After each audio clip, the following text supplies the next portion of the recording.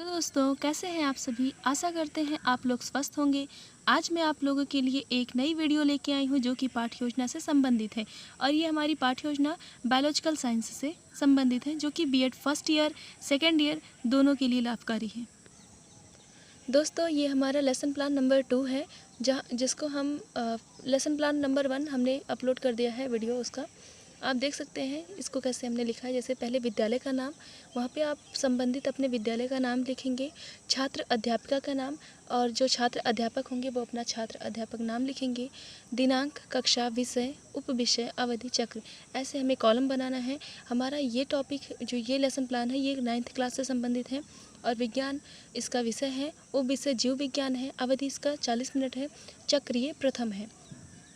प्रकरण जो है ये कोशिका की संरचना पे है। जो फर्स्ट लेसन प्लान था वो हमारा कोशिका से संबंधित था। जो सामान्य उद्देश्य है, विशिष्ट उद्देश्य, जैसे सामान्य उद्देश्य में 2-4 पॉइंट लिखेंगे कि छात्रों में वैज्ञानिक दृष्टिकोण उत्पन्न करना, विज्ञान के प्रति रुचि उत्पन्न करना, चिंतन शक्ति व तर्क शक्ति का विकास करना, वैज्ञानिक प्रशिक्षण प्रदान करना, इन सभी बातों को। विशिष्ट उद्देश्य में कई हेडिंग्स रहेंगी, जैसे सब हेडिंग में, जैसे फर्स्ट सब हेडिंग होगी ज्ञानात्मक उद्देश्य, जहाँ पर छात्र कोशिका की संरचना के बारे में जान सकेंगे, छात्र कोशिका के केंद्रक के बारे में समझ सकेंगे। फिर हमारा सब हेडिंग सेकंड होगा क्रियात्मक उद्देश्य, और जहाँ पे उस छात्र कोशिका की संरचना से संबंधित ज्ञान का प्रयोग कर सकेंगे। सहायक सामग्री कोशिका की संरचना को प्रदर्शित करता चार्ट, पूर्व ज्ञान, छात्र कोशिका के बारे में सामान्य जानकारी रखते हैं। फिर आता है नेक्स्ट हेडिंग प्रस्तावना प्रश्न, जहाँ पे 3 कॉलम बनाना है। फर्स्ट कॉलम क्रम संख्या, दूसरा छात्र अध्यापक क्रिया, तीसरा छात्र छात्र अनुक्रिया, जहाँ पे हमें बहुत ही नॉर्मल क्वेश्चन करने हैं। जैसे पॉइंट नंबर 1, हमारे शरीर का निर्माण किससे होता है। बच्चे बता रहे हैं कोशिका से। कोशिका की खोज किसने की थी, रॉबर्ट हुक ने। कोशिका की संरचना के बारे में बताइए। जहाँ पे बच्चों को समस्यात्मक लगा वहाँ उन्हें नहीं पता है, यहाँ पे हम दर्शाएंगे कि समस्यात्मक है। फिर नेक्स्ट हेडिंग होगी उद्देश्य कथन। बच्चों, आज हम कोशिका की संरचना के बारे में पढ़ेंगे। फिर हमारा सबसे इम्पॉर्टेंट हेडिंग आता है पाठ प्रस्तुतिकरण, जहाँ पे हमें 5 कॉलम बनाने हैं। फर्स्ट कॉलम शिक्षण बिंदु, फिर छात्र अध्यापिका क्रिया, छात्र छात्रा अनुक्रिया, श्यामपट्ट कार्य, शिक्षण विधियाँ। जो छात्र अध्यापिका क्रिया है वहाँ पे विकासात्मक प्रश्न नामक हेडिंग डालेंगे। फर्स्ट क्वेश्चन करेंगे, छात्र कोशिका को छात्रों से, क्या हम कोशिका को नग्न आँखों से देख सकते हैं। बच्चे अनुक्रिया कर रहे हैं कि नहीं, उन्हें ज्ञात है नहीं, श्यामपट्ट कार्य में भी लिखेंगे। विधि कौन सी चल रही है, प्रश्नोत्तर विधि। फिर दूसरा क्वेश्चन करेंगे, कोशिका की संरचना कैसी होती है, विस्तार में समझाइए, जो कि समस्यात्मक है। अब इसी टॉपिक को, इसी क्वेश्चन को हमें अच्छे से स्पष्टीकरण करना है इसका।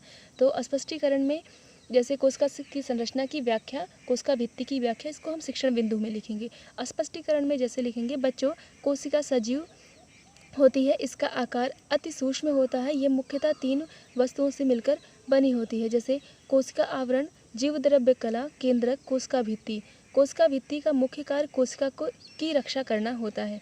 ये हमारी स्पष्टीकरण विधि चल रही है। फिर हम जो विकासात्मक प्रश्न किए थे उसका स्पष्टीकरण किए थे, अब उसी से संबंधित बोध प्रश्न करेंगे। जैसे, क्या कोशिका सजीव होती है। बच्चों को पता है, वो जवाब दे रहे हैं हाँ। श्यामपट्ट कार्य में भी हाँ लिखेंगे।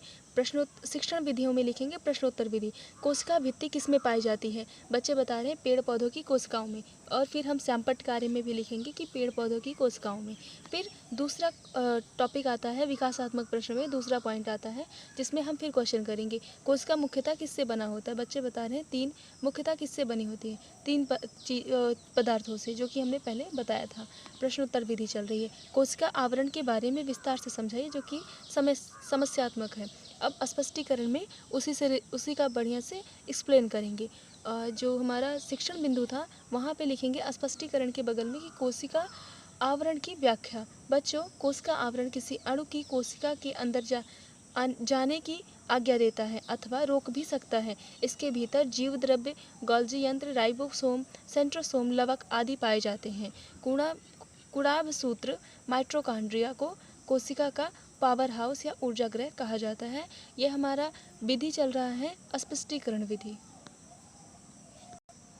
फिर छात्र अध्यापक क्रिया में ही आगे उस स्पष्टीकरण को बढ़ाते हुए लिखेंगे। राइबोसोम 2 प्रकार के होते हैं, लवक अधिकतर पौधों में पाए जाते हैं। फिर अब हमें जो बोध प्रश्न करना है, जो हमने स्पष्टीकरण किया था उसी से संबंधित करेंगे। जैसे कोशिका का पावर प्लांट किसे कहते हैं? कुड़ाभ सूत्र, जिसको आप लोग जानते हैं माइटोकॉन्ड्रिया से, माइटोकॉन्ड्रिया उसके नाम से। लवक अधिकतर किस में पाए जाते हैं? पौधों में पाए जाते हैं। वही हम श्यामपट्ट कार्य में भी लिखेंगे।